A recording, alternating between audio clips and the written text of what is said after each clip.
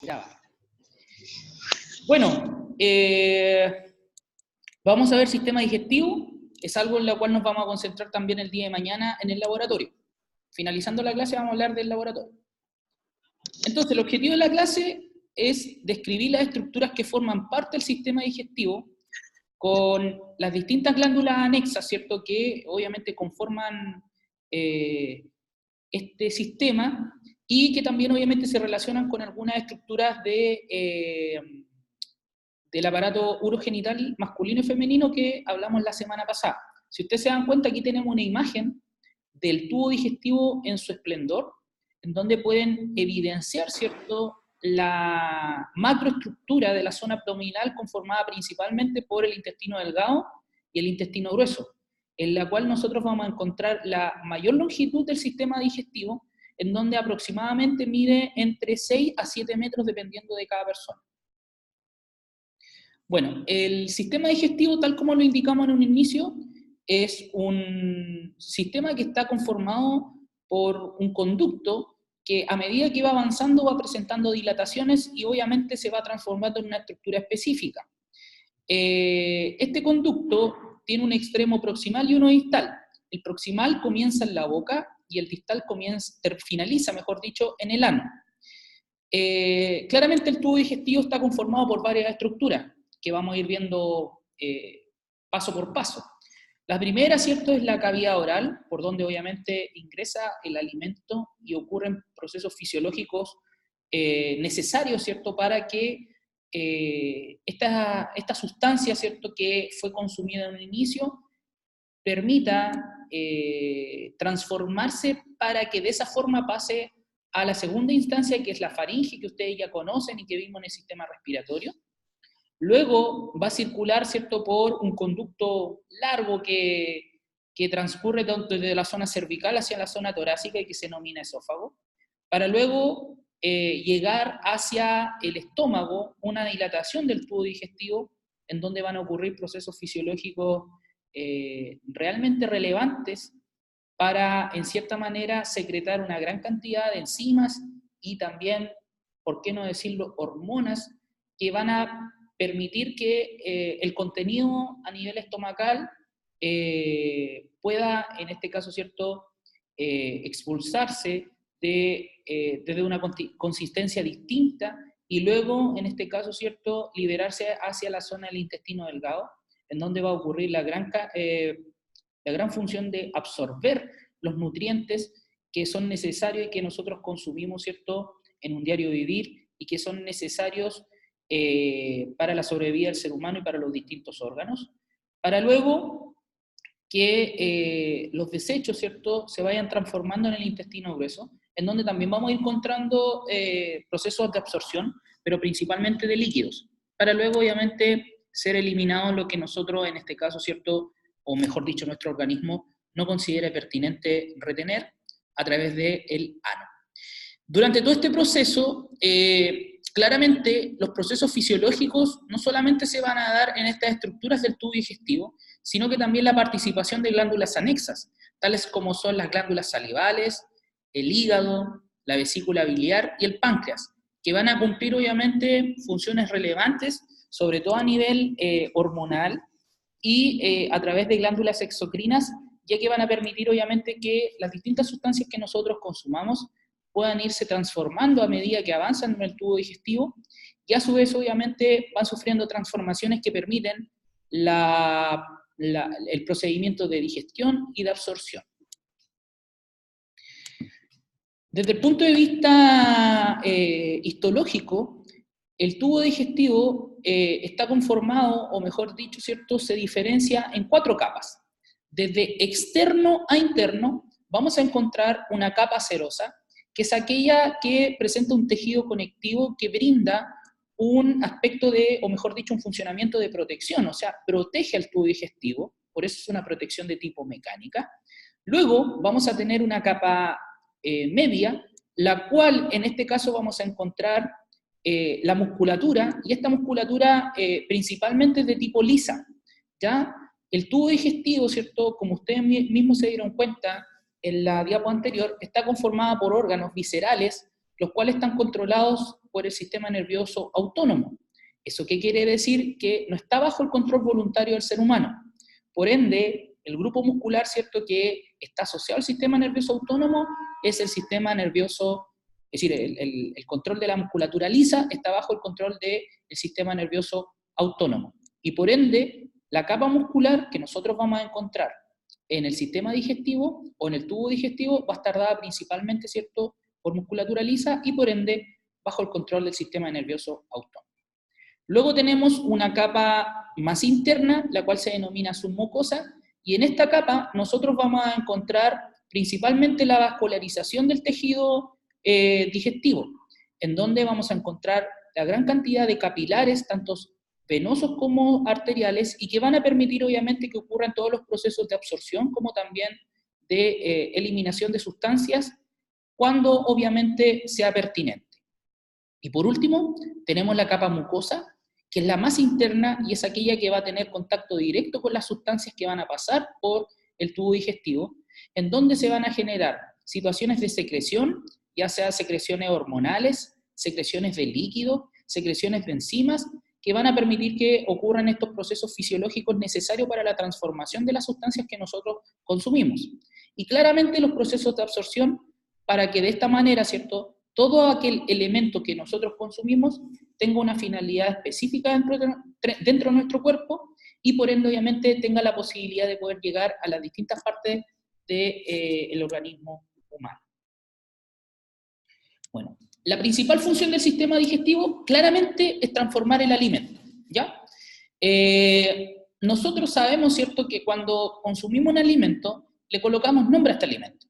Entiéndase bien, por ejemplo, el pan. El pan está conformado por distintas estructuras o distintas moléculas que cuando nosotros tenemos la posibilidad de ingresarlo a nuestro sistema, se va a transformar obviamente en componentes que son absorbibles y que son, o que tienen, mejor dicho, la posibilidad de poder extraer la mayor cantidad de nutrientes de ese alimento. Por ende, el sistema digestivo presenta funciones que permiten que ese alimento que presenta un nombre, como el pan, se transforme obviamente en sustancias mucho más fáciles de digerir y por ende de absorber. Frente a esta misma situación, nosotros vamos a encontrar 4 funciones que se dan a nivel digestivo. La primera es la ingestión, ¿ya?, en donde ingresa el alimento. La segunda va a ser la digestión. En palabras simples, es cuando la sustancia se transforma a otra sustancia de otra consistencia. Luego vamos a tener la absorción, que claramente se entiende cuando ocurre principalmente a nivel intestinal, en donde los nutrientes, ¿cierto?, de los alimentos que nosotros consumimos pasan del tubo digestivo hacia el sistema cardiovascular para que de esa forma pueda llegar a los distintos órganos de nuestro cuerpo. Y por último, tenemos la egestión, que es el proceso por donde nosotros generamos la eliminación de los residuos, ¿cierto?, o aquellos componentes que nuestro organismo determinó que no son necesarios de poder contener en nuestro cuerpo. Por ende, todos estos procesos se van dando en conjunto con la participación de las glándulas anexas, que a su vez van permitiendo que todos estos procesos fisiológicos sean en este caso posibles de realizar en cada uno de los órganos del sistema digestivo. Aquí tenemos una imagen, ¿cierto?, en donde se contextualiza cada una de las estructuras del sistema digestivo en conjunto con las glándulas anexas. Por ende, cuando nosotros tengamos el sistema digestivo tiene la posibilidad de funcionar bajo la normativa del apoyo de estas glándulas anexas que pueden cumplir un rol secretor a través de líquidos, o sea que funcionan como glándulas exocrinas, como también, ¿cierto?, a través del funcionamiento hormonal, o sea, a través del funcionamiento endocrino. Vamos a comenzar con la cavidad oral. La cavidad oral es la primera parte del tubo digestivo y se emplea también para poder respirar. Ahora, Lo importante es que ustedes ya muy bien saben, ¿cierto?, que la respiración, sobre todo a nivel de inspiración, tiene que darse por la nariz. Porque ustedes muy bien saben, ¿cierto?, que la nariz cumple roles fundamentales dentro del proceso de respiración, ya sales como la filtración, humidificación o calefacción del aire. Pero eso no quiere decir que no podamos respirar por la boca. Pero la función de la boca es, en este caso, ¿cierto?, relacionada con la parte digestiva. Presenta una mucosa, ¿ya? Y esta mucosa está diseñada para poder, en este caso, recibir el alimento como primer componente del sistema digestivo. Vamos a presentar dos paladares. Un paladar duro, ¿ya?, que va a estar dada principalmente por el hueso palatino, que se ubica, ¿cierto?, en la zona superior de nuestras encías, y también vamos a encontrar un paladar blando, que se encuentra en la parte ya más posterior de la cavidad oral, y en donde, ¿cierto?, tiene una relevancia importante, porque visualmente vamos a encontrar una estructura de tejido conectivo que se denomina úvula, ¿ya? Toda esta zona obviamente está cubierta por una mucosa que permite obviamente que ocurran los procesos digestivos que se dan a nivel bucal. ¿Qué procesos digestivos se dan a nivel bucal? Bueno, si ustedes se dan cuenta, nosotros tenemos la posibilidad de, en la cavidad oral, tener una estructura que está confeccionada por distintos grupos musculares, músculos intrínsecos y músculos extrínsecos, lo cual es la lengua. Y claramente también tenemos huesos, que son denominados dientes, que presentan funciones específicas para el proceso digestivo. Nosotros, a nivel bucal, realizamos un proceso digestivo que es mecánico y químico. El proceso mecánico está dado, ¿cierto?, por la masticación. Ustedes muy bien saben, ¿cierto?, que nosotros podemos consumir sustancias que son líquidas, semilíquidas o también sólidas.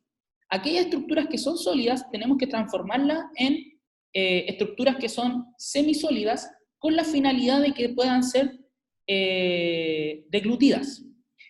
Para que nosotros tengamos la posibilidad de realizar el proceso de deglución, obviamente esta sustancia o este contenido alimenticio tiene que transformarse a nivel bucal y va a estar dado principalmente por una digestión mecánica, la cual va a estar dada por los dientes y también por la lengua. Pero aparte, nosotros también sintetizamos saliva, producto de las glándulas salivales que vamos a ver más adelante, y que permiten obviamente que esta sustancia se transforme. Y esta transformación de sustancias se denomina bolo alimenticio.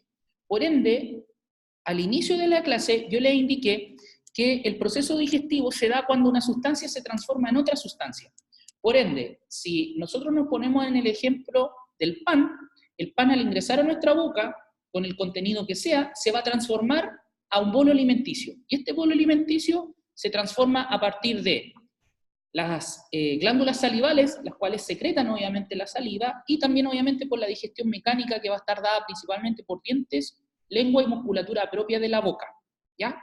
Esta digestión química está dada por distintas enzimas que brindan esta capacidad viscosa al alimento, y por ende obviamente, en cierta manera, da la posibilidad de que la sustancia sea mucho más fácil de deglutir, para que luego pase por la faringe, o mejor dicho, ¿cierto?, por su porción que se denomina orofaringe.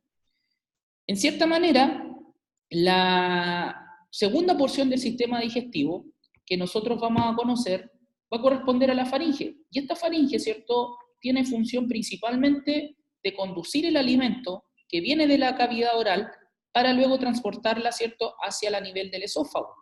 Importante que la orofaringe, ¿cierto?, va a ser la estructura que a su vez en su porción más inferior va a tener relación con la laringe. Y en ese punto en donde nosotros vamos a encontrar la laringe con su primer cartílago, que es la epiglotis, que va a evitar, ¿cierto?, que el contenido ya deglutido se vaya hacia la vía respiratoria y pase hacia la vía digestiva. Por ende, nosotros vamos a encontrar que en la parte posterior de la vía respiratoria va a estar la presencia del esófago. Este esófago es una estructura que tiene forma de conducto, ya principalmente que presenta una musculatura de tipo lisa. Su principal función es conducir el alimento desde la orofaringe hacia el estómago. Tiene una longitud aproximadamente de 25 centímetros y vamos a encontrar la presencia de 2 esfínteres que tienen la posibilidad de poder contraerse a medida que el bolo alimenticio vaya descendiendo. El primer esfínter, que es el esfínter esofágico superior, se va a encontrar obviamente entre el inicio del esófago y el punto final de la faringe. Y este esfínter se denomina faringoesofágico. Luego, a medida que vaya descendiendo el esófago, entendiendo bien que se ubica aproximadamente entre la vértebra número 6 a nivel cervical, que coincide, ¿cierto?, con la laringe, finaliza a nivel torácico aproximadamente en la vértebra 10. Por ende, estamos encontrando una estructura, ¿cierto?, que recorre la zona cervical y la zona torácica para finalizar en la parte baja de la zona abdominal, principalmente bajo el diafragma. Aquí, en la zona final del esófago, vamos a encontrar otro esfínter que se denomina esfínter gastroesofágico y que lleva por nombre de cardias. Y este cardias es un esfínter que permite el paso del contenido alimenticio del esófago hacia el estómago. Y a su vez, este esfínter evita de que el contenido gástrico pueda subir hacia el esófago. Sí. Dígame. Ya. ¿Consulta? Que cubre y protege el glande. ¿Hay dudas?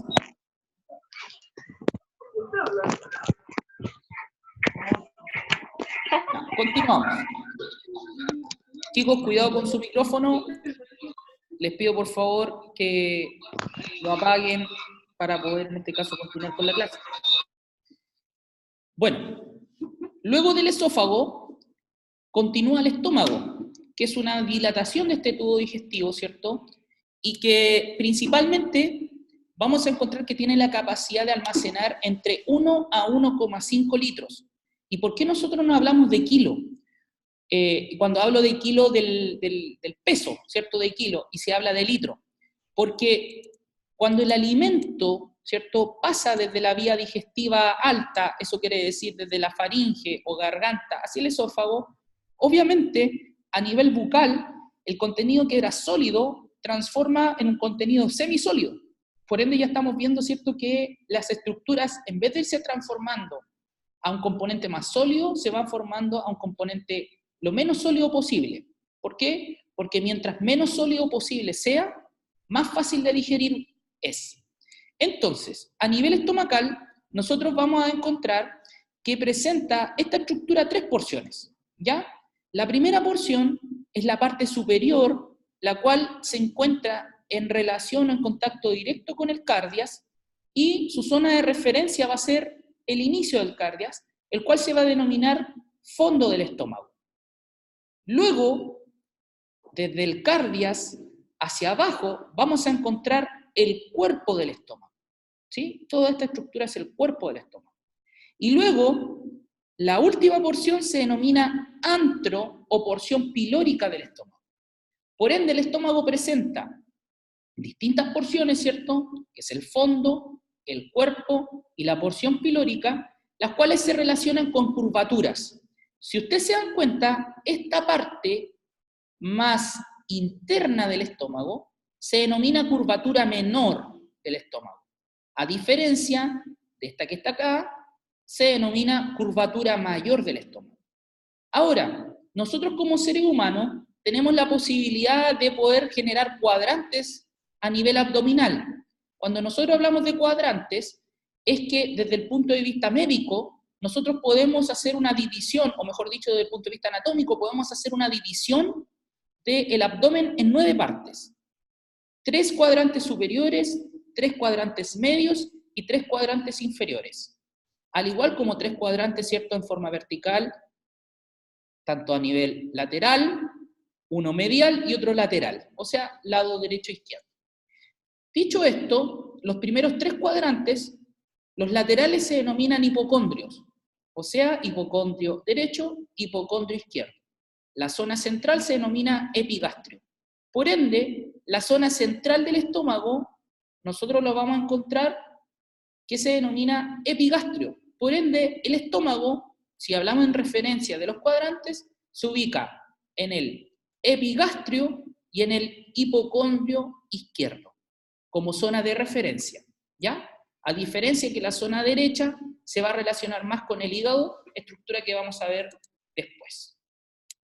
Por ende, el estómago, ¿cierto?, presenta el fondo, que como zona de referencia nosotros vamos a encontrar que principalmente se da a nivel del cardias, luego vamos a tener el cuerpo del estómago, y por último vamos a tener la región pilórica.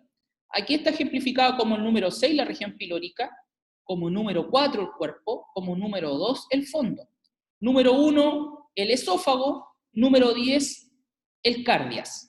Y como número 9 vamos a tener aquí la curvatura menor, y como número 5 vamos a encontrar la curvatura mayor. Estas son las estrías que presenta el estómago por dentro, ¿ya? Esta estructura es muy similar al cardias, es un esfínter. Este esfínter se denomina píloro, ¿ya? Este píloro, al igual que el cardias, tiene la posibilidad de contraerse y de dilatarse o relajarse. Por ende, cuando se abre, permite que el contenido del estómago salga del mismo y se dirija a la primera porción del intestino delgado que se denomina duodeno. Ahora, si nosotros delante mencionamos que el bolo alimenticio tiene la posibilidad de pasar desde el esófago al estómago, a nivel estomacal van a ocurrir reacciones químicas fundamentales para que este bolo alimenticio se transforme en una estructura que se va a denominar quimo, con Q, ya no con K de kilo, sino con Q de queso, el cual esta estructura se va a transformar en quimo, en una sustancia semisólida, en donde el estómago sintetiza distintas enzimas, ¿cierto? Y además sintetiza el jugo gástrico, que permite obviamente que se mezcle con el bolo alimenticio y a su vez obviamente ocurran los procesos de degradación, obviamente, de degradación de los alimentos. Luego que el alimento haya sido digerido, ¿cierto?, a nivel estomacal y se transforme en quimo, este quimo va a ser expulsado o va a salir del estómago por medio de la apertura del píloro hacia el duodeno, en donde aquí, a nivel del duodeno, que corresponde a la primera porción del intestino delgado y que está ejemplificado acá de color amarillo, van a ocurrir procesos de absorción y procesos de secreción, en donde ese quimo que salió del estómago ahora se va a transformar en quilo. O sea, el quimo se transforma a nivel estomacal y el quilo se transforma a nivel duodenal. ¿Y por qué se transforman a nivel duodenal? Porque aquí es donde participa el hígado, la vesícula biliar y el páncreas. ¿Eso qué quiere decir? Que estas estructuras o glándulas anexas lo que hacen es liberar una sustancia líquida para que esta sustancia líquida pueda llegar hacia el duodeno y en el duodeno pueda ocurrir obviamente la digestión distinta a la que se dan a nivel estomacal.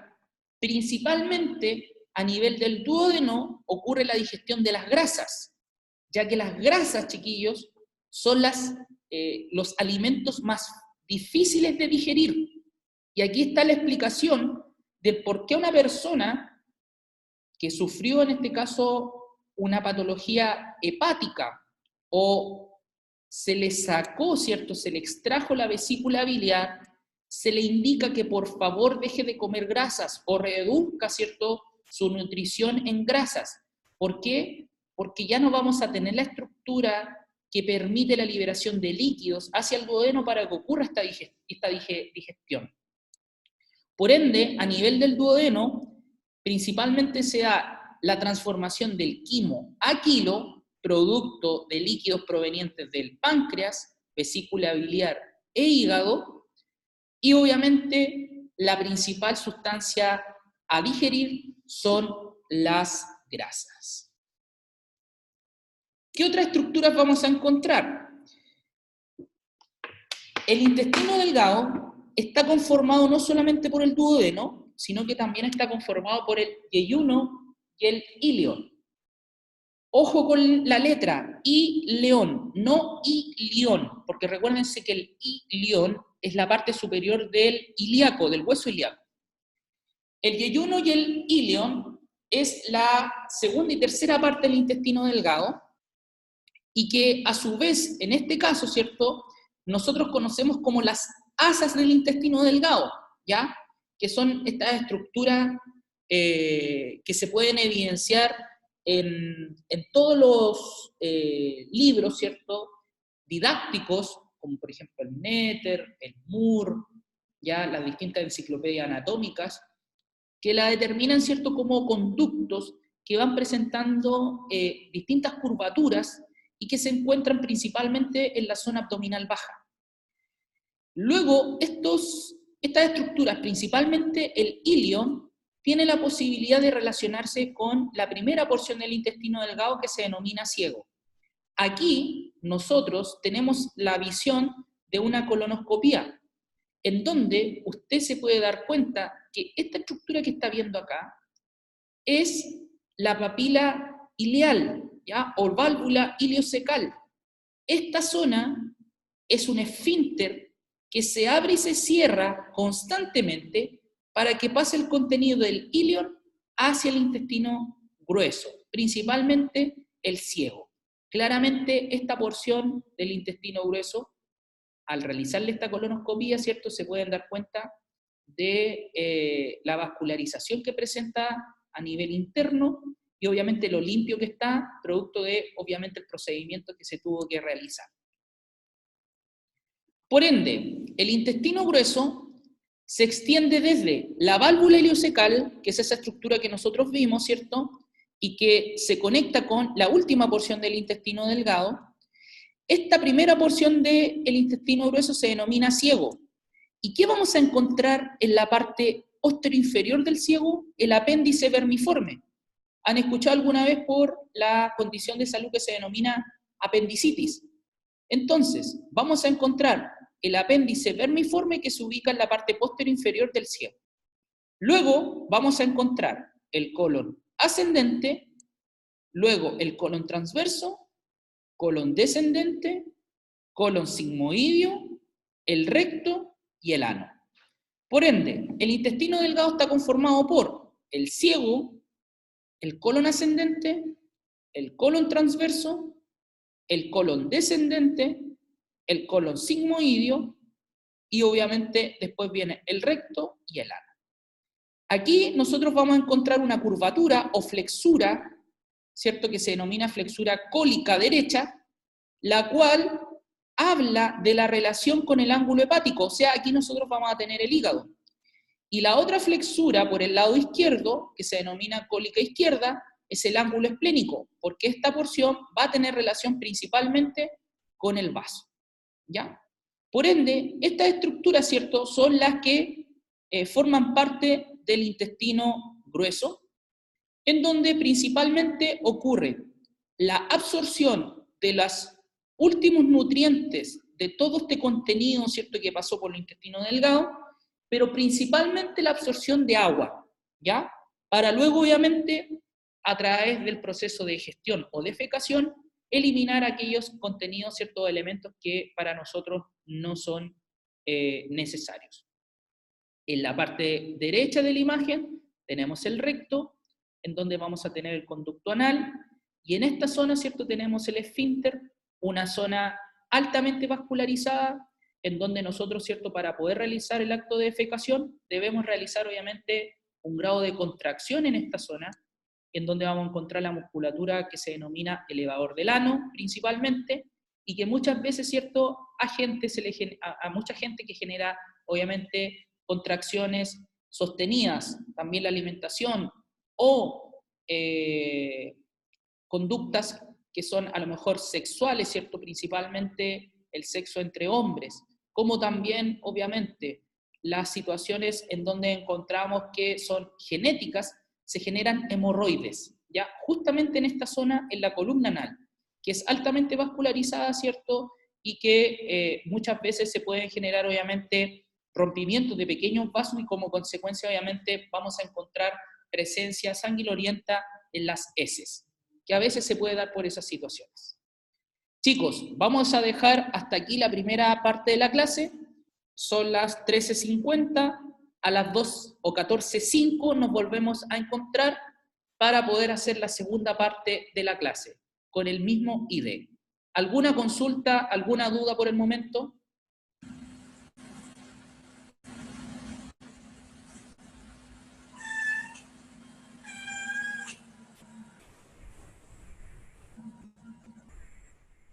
Ya chicos, nos vemos.